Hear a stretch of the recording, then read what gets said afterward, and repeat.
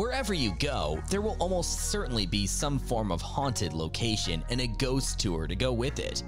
However, even if you're not a fan of spooky things, some of the scariest places are still worth seeing, whether for their stunning architecture, breathtaking settings, or intriguing history.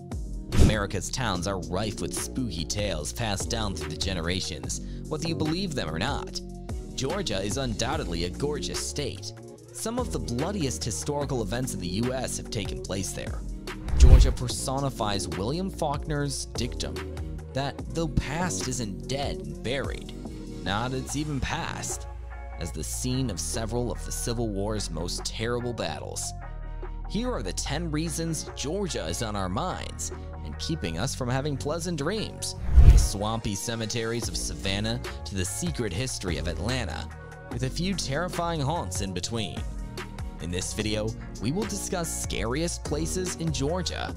The video will be amazing, so stick to the end. Before starting the video, be sure to smash the like button and subscribe to never miss out on any of our videos.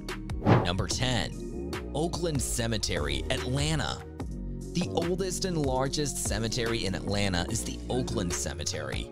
It was built in the style of the big rural cemeteries in the Northeast.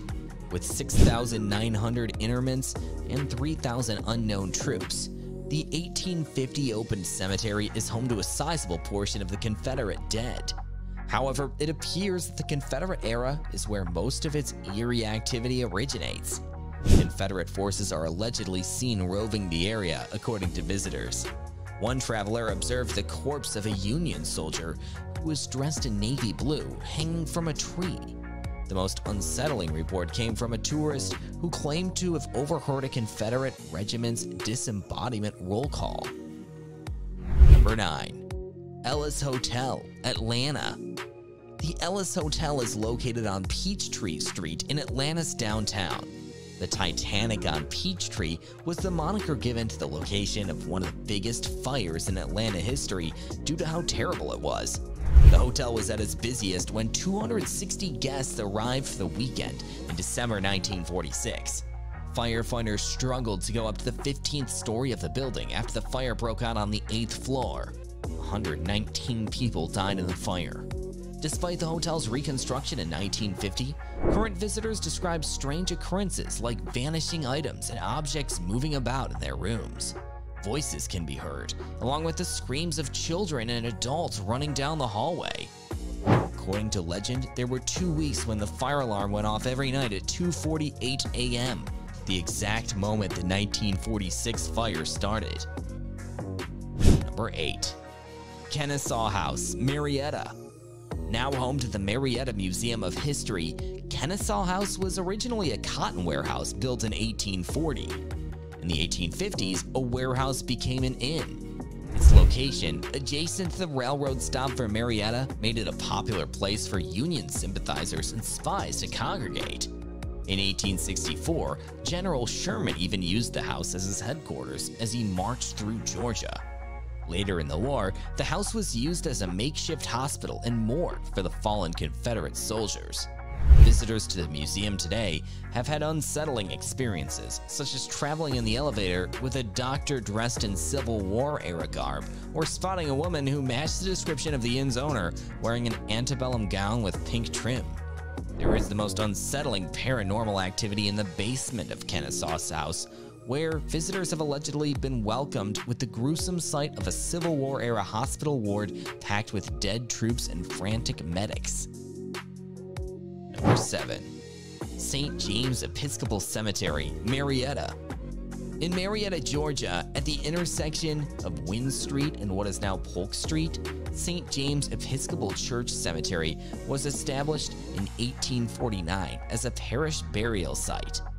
It was built on the farthest corner of the 20-acre church's property. John Bennett Ramsey, a slain young beauty queen, is buried at St. James Episcopal Cemetery in Marietta, Georgia. However, other ghosts have been haunting this graveyard for far longer. In particular, there's a statue of a young woman cradling 2 kids, one in each arm, on the grave of Mary Minor. According to students at the adjacent Marietta High School, Mary is said to cry bloody tears at night. People nearby may hear a young woman sobbing as she stands beside her tomb. There are even claims that the infant sculptures move. Number 6. Roswell Mill, Roswell. The old Roswell Mill, named for the town's founder Roswell King, is located just across the street from Bullock Hall. Slaves constructed the mill, and a measles outbreak in 1847 resulted in numerous fatalities. The mill, however, continued to flourish and produced wool uniforms for the Confederate Army.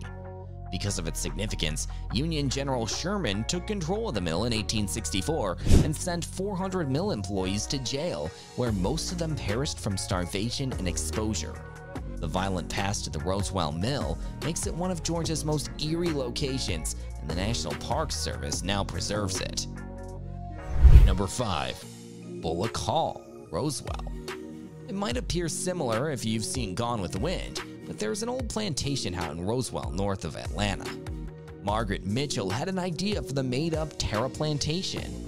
The mother of Teddy Roosevelt, Minnie Bullock, and countless others who lived in dirt hardship and passed away there, called Bullock Hall home.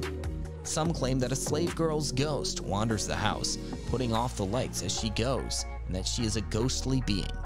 Other tourists have reported seeing specters of people dressed in Confederate or antebellum costumes who disappear into thin air.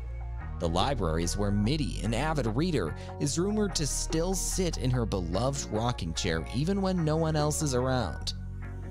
Number 4. Central State Hospital, Milledgeville. The remains of one of the biggest hospitals in the U.S. may be seen in Milledgeville, a little town that served as Georgia's historical capital. The terrible Central State Hospital was home to thousands of crazy and unwanted people from the southeast. At one point, Central State was taking care of 13,000 people. If the enormous cemetery on the property, which is more than 2,000 unidentified graves, is any indicator, many people never made it home.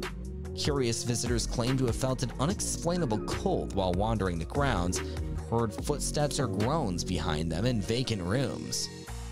Number 3. Andersonville Prison, Andersonville. The circumstances at this jail for Union troops during the Civil War were so appalling. After the war, the captain overseeing it was accused of war crimes and put to death. 13,000 of the 45,000 Union troops detained here perished. In a letter to a buddy, a soldier recalled how the sight that greeted him as he approached the camp nearly frozen our blood with dread and made our hearts collapse inside us.